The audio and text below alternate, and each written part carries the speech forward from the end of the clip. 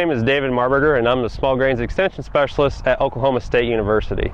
And today we're out here in a field here on our agronomy farm at Stillwater, and we're just wanting to talk a little bit about some of the things that we can see in terms of winter damage. Right now we're standing in our demonstration plots, so we have all of our wheat varieties that are entered into the wheat variety trials. And what we do is we use two different planting dates. So on my right, or your left, we have a planting date which is to represent more of a dual purpose situation. So these plots were planted in the middle of September.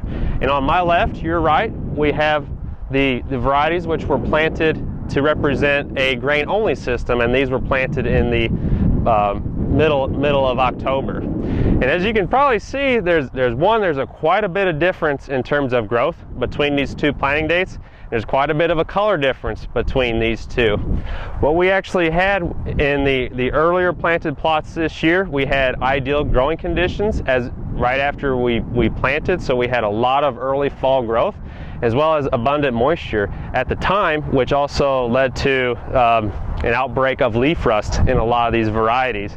And as we got into cooler temperatures, we actually had a pretty cold snap in early December, and a lot of those leaves that were infected with the leaf rust, those leaves died. And you can see that here in a lot of these plots. Whereas compared to the later planting date, the conditions as those plants were beginning to grow were not favorable for leaf rust development, and as we got into that cold snap, therefore a lot of those leaves were not sloughed off at the time.